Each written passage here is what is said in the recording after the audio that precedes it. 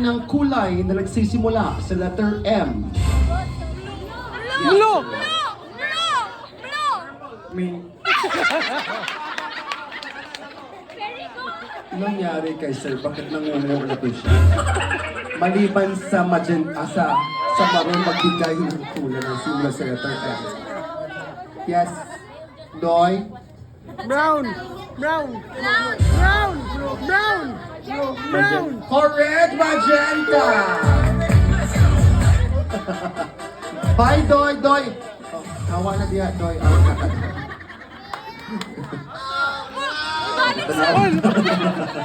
Loading ang signal sa Jackie. Out na ka, Doy. Baka tubag out na. Alright. Next question. Alright. Ito ang tanong. Okay. Magbigay ng 3 gulay na hindi nabanggit sa bahay kubo. 3, yes, Pastor. 3 gulay na hindi nabanggit sa bahay kubo. Ang dami yung hindi nabanggit lang. Sili. Okay, gulay ba yung sili? Okay, accepted. Go ahead. Malunggay pandesal! Correct. Last. Malunggay pandesal! Correct, Pastor. You're out.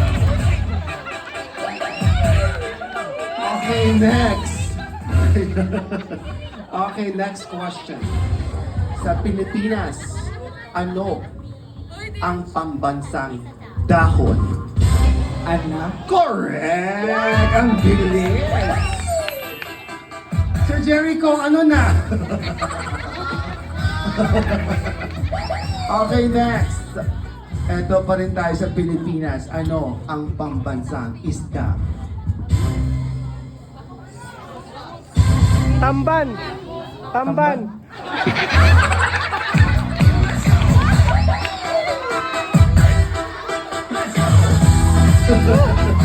Ano naging tamban yung pambansang isda? Ako ha? Okay, yes sir. Bangos. Anong English ng bangos? Millfish! Meron correct! Binago na daw, tamba na daw ang bago na doon. Ano kayo? Kasi, Zamboanga is the capital sir din sa the Philippines, di ba? Sa Tamban. Okay, next! Sir, okay na po kayo, sir? Okay, sir. Alright, next question. Okay, sa Pilipinas, ano ang pambansang ibon? Águila. Correct!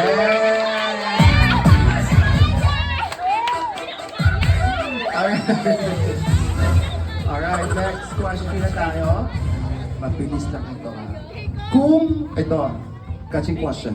Kung kahapon ay Sabado, ano bukas? Yesterday. Ano bukas yesterday? Kung kahapon ay Sabado, ano bukas? Answer niya, yesterday. Yesterday. Okay, hindi. Mali. Ano po yung sagot mo, sir? Kung kahapon ay Sabado, ano naman bukas? Monday. Kung kahapon ay Sabado, today is Sunday, tomorrow is Monday. Is correct! Alright. Okay, last and final question. Okay, pabilisan ng kamay. So, okay na po ba kayo? Mag-review tayo. Okay, let's go. Eto, the final round natin. Si Sir Jober ang pipili sa kanilang dalawa kung sino ang may idea. Okay, I will give this power to the groom